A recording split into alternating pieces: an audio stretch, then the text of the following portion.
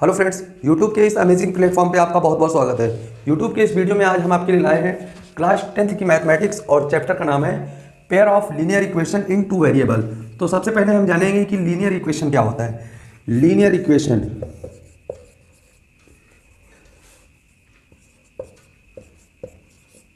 एक ऐसा इक्वेशन जिसमें वेरिएबल की डिग्री जो है 1 हो, उसे हम लीनियर इक्वेशन कहते हैं। जैसे हमने लिख दिया 2x + 3 = 0, 2x + 3 = 0। इसमें देखिए वेरिएबल की डिग्री कितनी है, 1 है, इस वजह से ये लीनियर इक्वेशन है। एक और एग्जांपल की बात करें, जैसे लिखते हैं हम 2y + 9 = 0। इसमें भी देखिए वेरिएबल की डिग्री 1 है, इस वजह से हम इसे लीनियर इक्वेशन कहेंगे। ठीक है, तो यहाँ पे जो है लीनियर इक्वेशन इन 2 वेरिएबल्स में है, तो यानी कि 2 वेरिएबल होंगे। कुछ इस तरीके का फॉर्म होगा 3x + 4y = 0। अब देखिए इसमें जो है लीनियर इक्वेशन तो है ही है, क्योंकि वेरिएबल इसमें 2 हैं, तो इस वजह से लिखा हुआ है 2 वेरिएबल, और वेरिएबल की डिग्री कितनी है, 1 है, इस वजह से ये लीनियर इक्वेशन हो गया।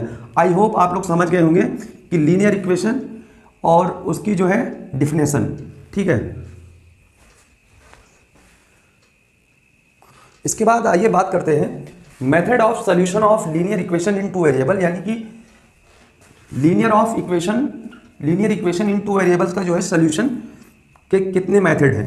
ठीक है, तो सबसे पहले हम जानेंगे कि जो है सब्स्टिट्यूशन मेथड, पहला है सब्स्टिट्यूशन मेथड, दूसरा है एलिमिनेशन मेथड, और तीसरा जो है क्रॉस मल्टीप्लिकेशन मेथड।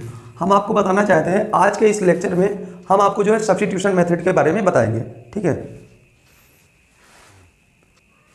तो सबसे पहले हम आपको बताना चाहते हैं कि सब्स्टिट्यूशन मेथड होता क्या है। सब्स्टिट्यूशन मेथड में सबसे पहले तो हमें 2 इक्वेशन दिया रहेगा, जैसे a1x + b1y + c1 = 0।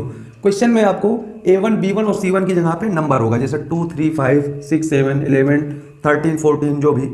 और दूसरा इक्वेशन ये है a2x + b2y + c2 = 0। ठीक है, ये 2 इक्वेशन आपको जो है गिवन रहेंगे। कहेगा कि जो है क्वेश्चन में बोलेगा कि जो है आपको जो है इन दोनों इक्वेशन को सॉल्व करना है, यानी x और y की वैल्यू फाइंड करनी है।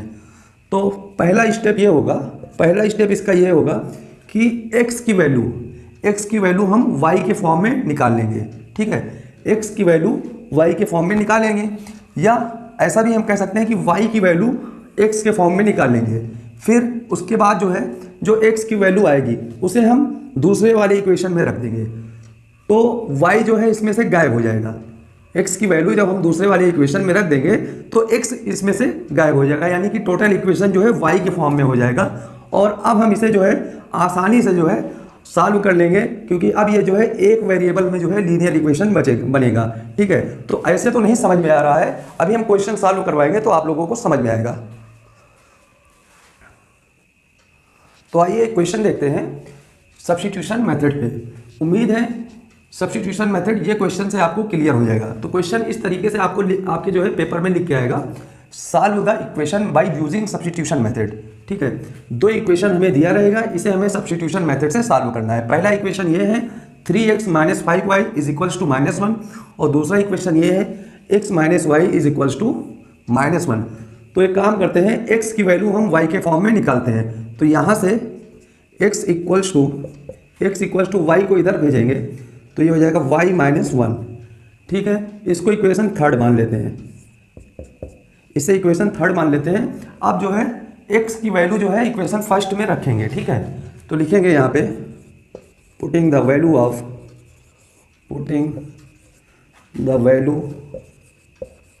ऑफ x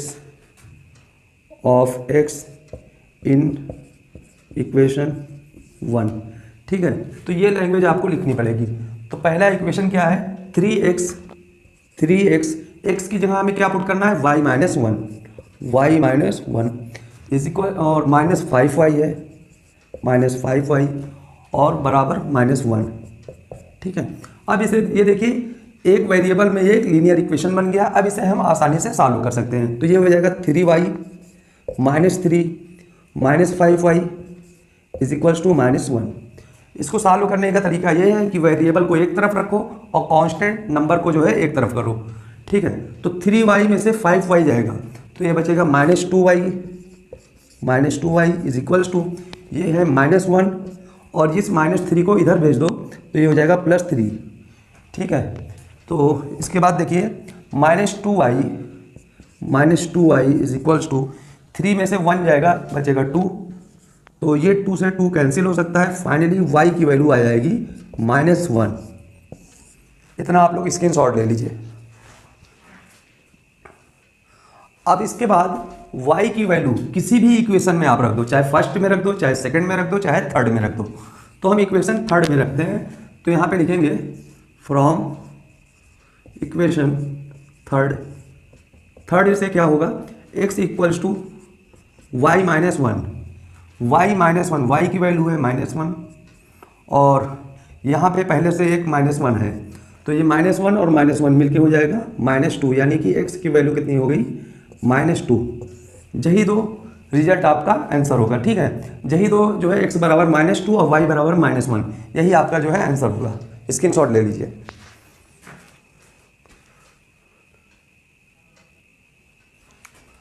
आइए एक और क्वेश्चन देखते हैं। लिखा हुआ है 2x + 3y is equals to 9, इसको इक्वेशन फर्स्ट मान लो।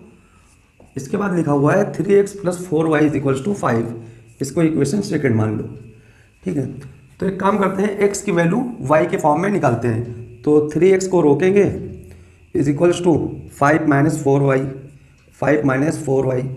x की वैल्यू कितनी हो जाएगी, x की वैल्यू हो जाएगी 5 - 4y डिवाइडेड बाई 3, ठीक है। इसे हम इक्वेशन थर्ड मान लेते हैं, इसे इक्वेशन थर्ड मान लेते हैं। फिर से वही लिखेंगे, putting the value of x, putting the value of x,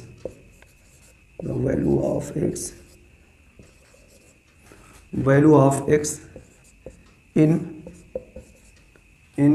equation 1, ठीक है।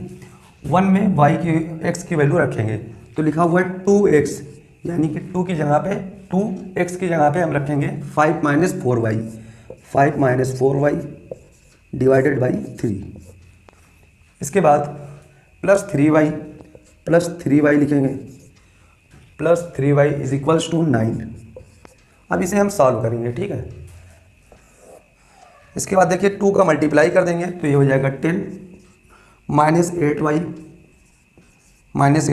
डिवाइडेड बाई 3 और +3y, ये बोर्ड का निशान है, ये माइनस नहीं है, ठीक है। +3y is equals to 9। तो एक काम करते हैं, पूरे इक्वेशन में अगर हम 3 से मल्टीप्लाई कर दें, पूरे इक्वेशन में 3 से मल्टीप्लाई कर दें, तो ये हो जाएगा 10 - 8y और +9y इज इक्वल्स टू, यहाँ भी 3 से मल्टीप्लाई होगा, 3 × 9 ये हो जाएगा 27। इसके बाद देखिए 9 में से 9 में से 8 जाएगा, बचेगा y इज इक्वल्स टू, और 10 को इधर भेज देंगे 27 - 10, ठीक है। फाइनली y की वैल्यू आ जाएगी 17। एक वेरिएबल की वैल्यू हमें मिल गई, तो इतना आप लोग स्क्रीनशॉट ले लीजिए। अब देखिए y की वैल्यू 17 आ गई है, तो हम अगर y की वैल्यू जो है थर्ड इक्वेशन में रख दें, तो हम लिखेंगे फ्रॉम इक्वेशन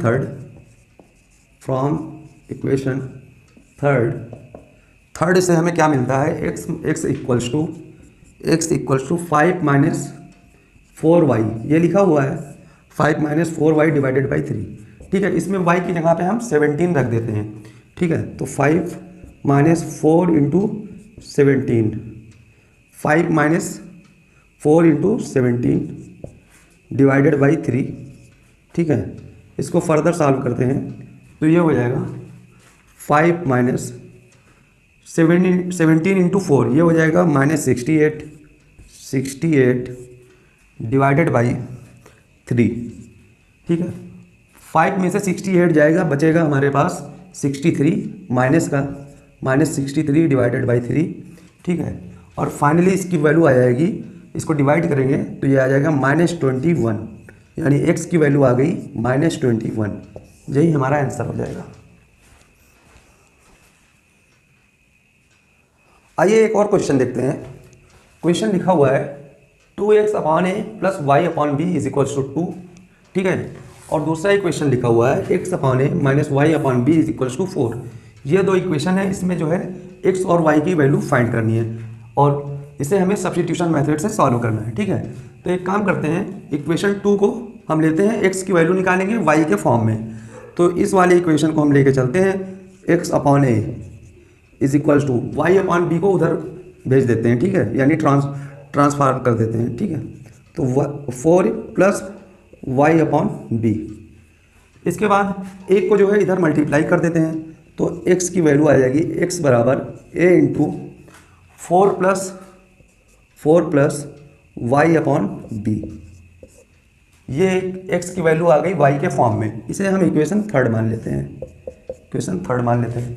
इसके बाद हम लिखेंगे x की वैल्यू समीकरण 1 में रखने पर, यहाँ पे लिखेंगे पुटिंग द वैल्यू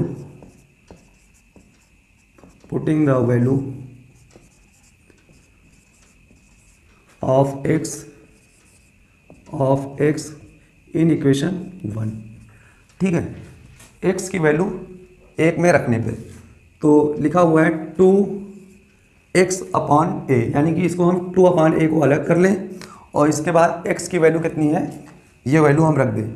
यहाँ पे लिखा हुआ है a और इसके बाद लिखा हुआ है 4 plus Y upon B, 4 plus Y upon B, फिर इसके बाद है y upon B is equals to 2।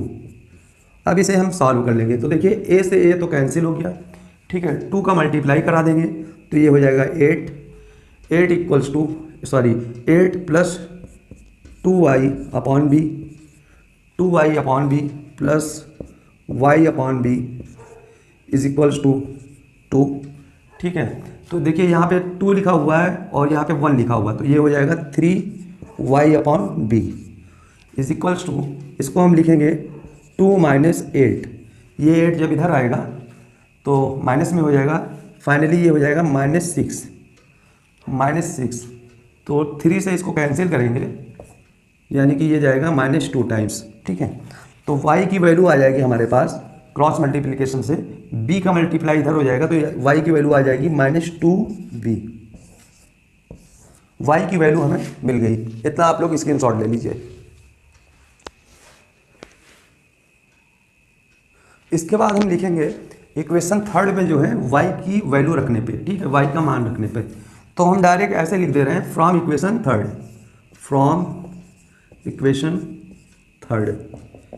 3 पास जाएंगे और y की वैल्यू कितनी आई है -2b, तो x equals to a into 4 plus Y upon B, y की वैल्यू है -2b डिवाइडेड बाई ये वाला b, ठीक है।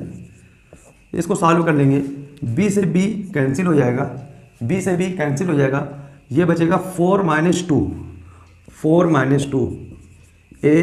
से 2 जाएगा तो बचेगा 2, यानी x की वैल्यू आ गई हमारे पास 2a, x की वैल्यू 2a आ गई और y की वैल्यू -2b, यही आपका जो है रिजल्ट हो जाएगा। तो वीडियो को देखने के लिए बहुत बहुत धन्यवाद। वीडियो को लाइक करें, शेयर करें, कमेंट करें और चैनल पे अगर नए हो तो चैनल को सब्सक्राइब करना मत भूलें। Thank you for watching my video.